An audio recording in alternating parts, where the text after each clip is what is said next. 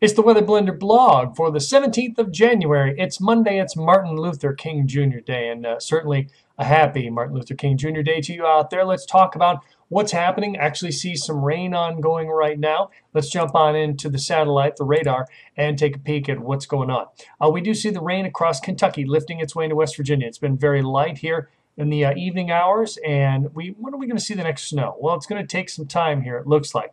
Although we could see a little freezing rain out of this at the very beginning. Let's get into the models. We have an area of low pressure. This is the NAM model, Tuesday morning, 7 a.m. Low pressure off the east coast. Arrows drawn in red there show you the circulation of the wind. I think we could still see some freezing rain in the eastern sections of West Virginia in the morning. Places like White Sulphur Springs, places in the eastern panhandle. That is a signature that we tend to see in this type of a setup where the cold air gets trapped in there. Even though you see the blue line, which is 32 degrees at 5,000 feet, is north of that area. Quite often the models don't pick that up. We call it cold air damming, so I would expect a little freezing rain, let's say, along the eastern slopes of West Virginia. A little dry wedge across Charleston, Huntington, back through Ashland, Ironton, Portsmouth, and again, a little warmer punch of air. Now, the area of low pressure over the Great Lakes by 7 o'clock on Tuesday is starting to morph to the east over to that parent low, and we start to pick up more precip on the backside of that system. We're still above the freezing mark at 5,000 feet now for most of us, and again, we've gotten rid of the rain in the eastern panhandle and the eastern mountains of West Virginia.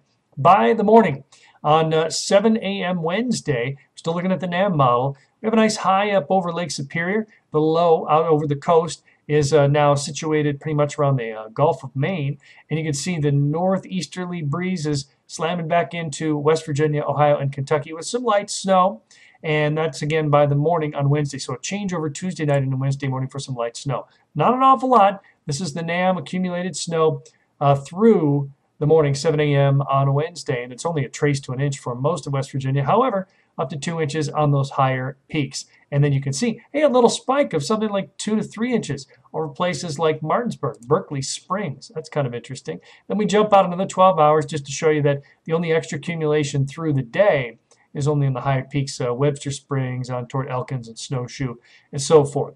All right, now let's jump out to the next system. Looks like we are going to see some snow if the weather models are right, and we like to see when the weather models agree, and they agree.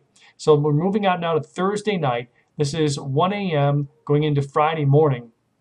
And here's model number 1. You can see plenty of precipitation in the green over West Virginia, the Ohio Valley, moving into the mountains and through eastern Kentucky. The blue line, that's your thickness line. If the precipitation is north of that, that is snow.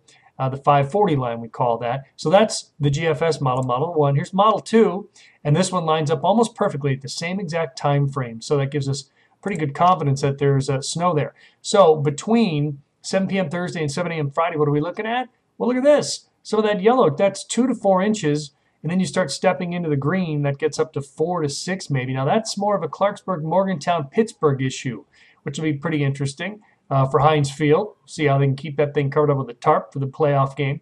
As you can see, the Charleston, Huntington area up around 2 inches. Step just a little bit to the north, it's 2 to 4 in that yellow zone in southeast Ohio, and areas again around Summersville. Now that again is just a 12-hour look, 7 p.m. Thursday through 7 a.m. Friday. Another 12 hours into that time frame, 7 a.m. through 7 p.m. Friday. It's about an inch in the western lowlands of West Virginia. It's maybe up to 2 inches. Look at the bulk of the precip. Scoots on up toward Boston. Boston with 6 to 8 inches of snow. Of course, at the harbor it may not, but out to the western suburbs, you can see it really taking off. Now, if we put all the snow together from the time this is recorded here on our Monday night through 7 o'clock Friday, you can easily pick out that the bulk of the accumulation for West Virginia occurs in the north central portion with 6 to 8 inches. Of course, that would occur Wednesday, take a break, and then you see more on Thursday night into Friday morning with more continued upslope on Friday. And you can see the bulk of that snow again happens across that Charleston, Huntington, Ashland, Ironton, Portsmouth area. That happens, of course, on Thursday again going into Friday.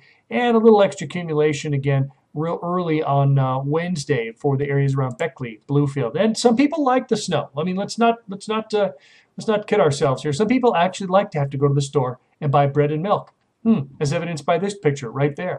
Okay, some people do like it. Just looking out ahead, we call this kind of a wild shot. The 25th, this is the GFS weather model. This is go way out into the end of the month. That shows plenty of snow, especially eastern Ohio, western Pennsylvania, plenty of snow for West Virginia, and not as much for Southwest Virginia, Eastern Kentucky. The other model actually has a different look, but this is the 26th, and it has a lot of snow there too. So the bottom line is those models are just basically showing us that there's a lot of cold air and the potential for more snow throughout the rest of the month. So that's a scoop for now, and so I'd be ready to shovel once again and have a slow commute by Friday morning, and obviously may have to just slow down a little bit on Wednesday morning as well. That's the latest right here on the Weather Blender blog.